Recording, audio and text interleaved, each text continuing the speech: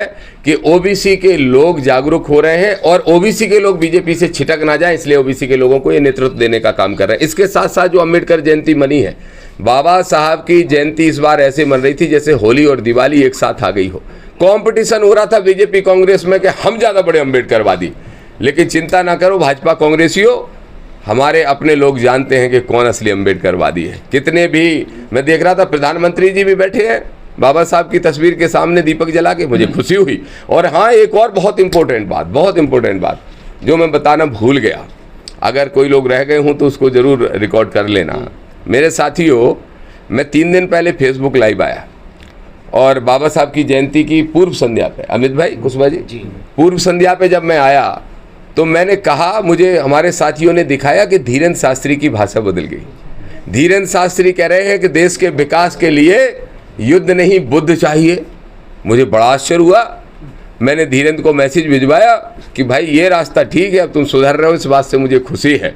और मैंने अपने साथियों से कहा कि देखना, अभी तो बुद्ध की शरणम गच्छामी हुए हैं, कल ये बाबा साहब के अम्बेडकर के शरणम गच्छामी ना हो जाएं। और आप देखो धीरेन्द्र शास्त्री का ऑफिशियल जो पेज है उस पर जाके सुबह 7 बजे ही धीरेन्द्र शास्त्री ने लिख दिया कि भारतीय संविधान के शिल्पकार बाबा साहब अम्बेडकर को सत सत नमन करता हूँ। मेरा भाई सुधर रहा है, इस बात की मुझे खुशी है।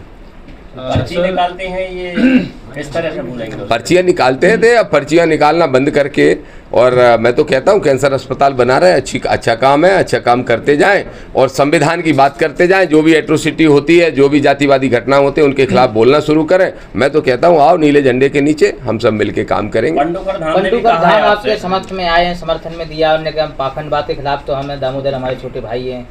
नहीं, छोटे नहीं है। धीरेन्द्र शास्त्री मुझसे 22 साल छोटा, और मेरे ख्याल से जो पंडोखर वाले हैं वो हमारी जिले के हमारे भाई है ना। धीरेन्द्र और पंडोखर वाले शायद मेरे से उम्र में दोनों छोटे हैं, तो दोनों मेरे भाई हैं। और रावतपुरा मुझसे उम्र में बड़े हैं, तो वो भी मेरे भाई हैं। एक क्षेत्रीयता के नाते, मानवता के नाते ये सब हमारे भाई हैं। ये सब सही रास्ते पे चलेंगे तो ठीक है, नहीं तो मैं सही रास्ते पे लाने का तरीका जानता हूँ। नारी शक्ति बंधन अधिनियम को लेकर जिस तरह से बहुत महत्वपूर्ण, धन्यवाद आमिर भाई, आपको आपने अच्छा विषय याद दिलाया। नारी शक्ति बंधन का जो बात है उसमें हमारी एक मांग है और हमारी आज नज़र टिकी हुई है। आज लोकसभा में उस पर मेरे ख्याल से ये क्या करने वाले हैं हम देखने वाले हैं।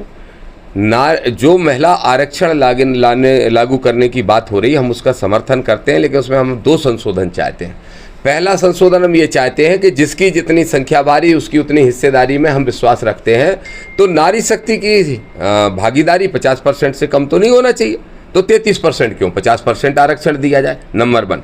नंबर 2, आरक्षण अगर दिया जा रहा है तो आरक्षण के अंदर भी आरक्षण आवश्यक है। मेरे कहने का तात्पर्य है कि SC, ST और OBC की महिलाओं को भी महिला आरक्षण के अंदर आरक्षण दिया जाए, ये अनिवार्य है।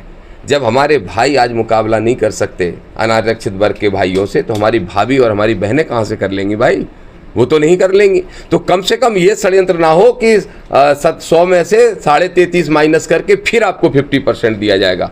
महिला आरक्षण 50% लागू हो कम से कम, और उसके साथ साथ उसमें SC, ST, OBC का आरक्षण संख्या के अनुपात में हो।